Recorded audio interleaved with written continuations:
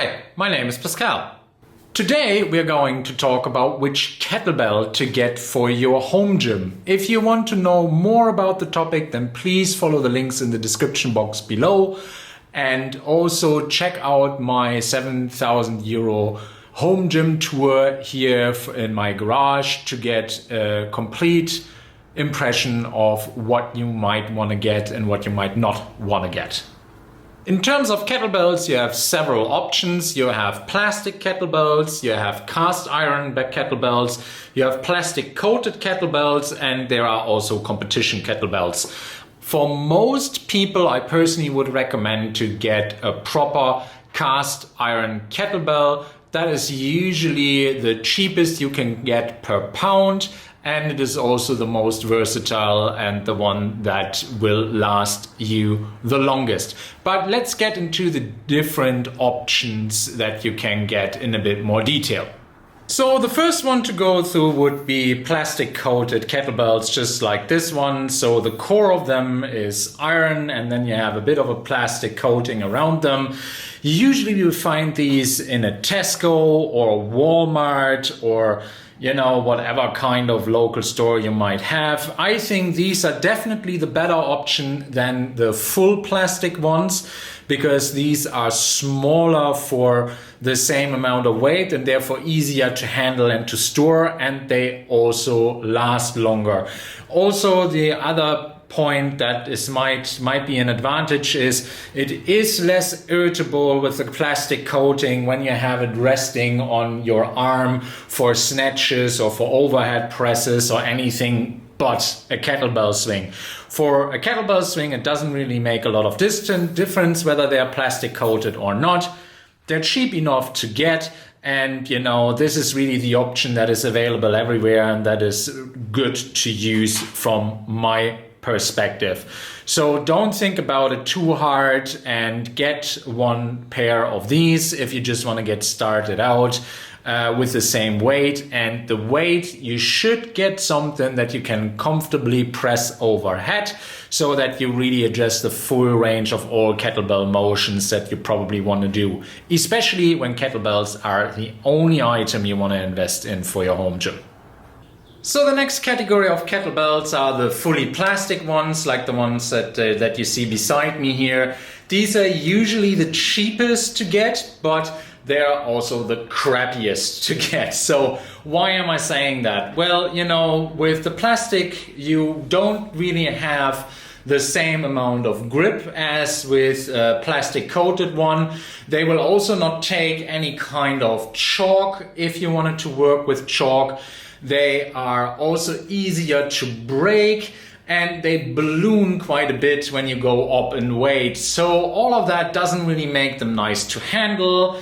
They are also taking up more space in your home. So these were the first kettlebells I ever got, and I just wanted to get it done. But with a bit more research, to be honest, I should have gotten something that is either plastic coated and iron in the middle or full cast iron. And I'll show you an example of that next.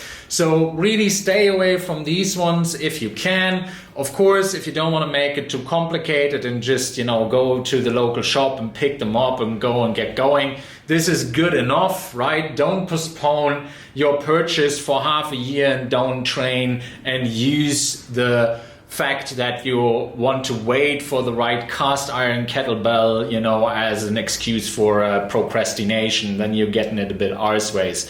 But plastic, not really great for exercising, in my opinion. Does the trick.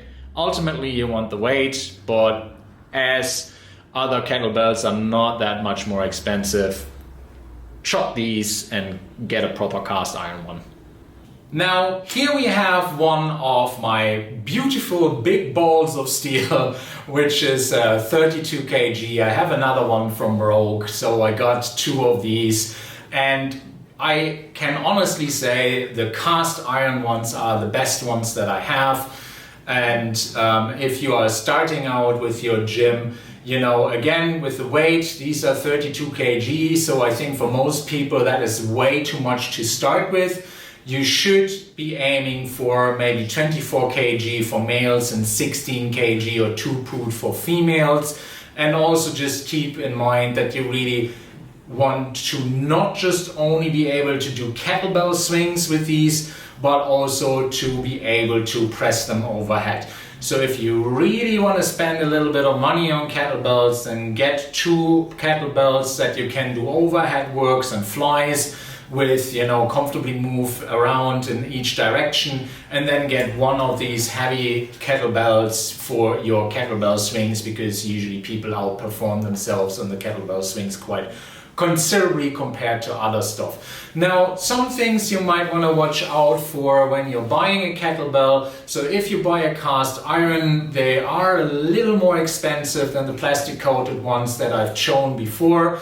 You want all of the surface to be smooth, and also you want at the inner side here of the handle, you want that there is no kind of connection here. So some vendors actually get them out of the mold, and then you have a line that is rather sharp here in the inside of the handle, which means that you can cut yourself with it and have to file it down. So if you see any of the comments when you're looking for a vendor that these handles are not smooth and have this kind of a lining in the inside, that is a sign of poor quality. Don't get them. Go to a different vendor to get good kettlebells. Good vendors would be Kettlebell Kings. I think if you go for kettlebells, they are really the non plus ultra. And Rogue Fitness is also very solid. I haven't heard any complaints about the kettlebells from Rogue. A little bonus for kettlebells from Rogue is also that they've recently actually insourced all of their kettlebell production to the United States during the pandemic, because they had problems with the deliveries from China. So, if you want to go USA, then Rogue is definitely a good address to go to. So that's it for the cast iron ones. I got 2 of these 32 kg ones at the beginning of the pandemic to do front squats with, because I didn't have my home gym ready yet, but I also couldn't go into the local gym because it was closed for heavy squats. So that was my supplement for a 10 to 10 front squat, 32 kg each side. Was quite good for hypertrophy, but I'm also glad that I now have my entire home gym set up. Last variation of kettlebells to talk about would be competition kettlebells. I personally would rule them out for most home gym scenarios, because what they are designed for is that they are normed, and with increasing weight they still stay within the same dimensions. So this is important for juggling kettlebells and doing all kinds of tricks with them, which is a cool sport. So all of that giveaway kettlebelling, I'm actually in awe of the thing. I don't do it myself, as you can see, because I don't even own a competition kettlebell.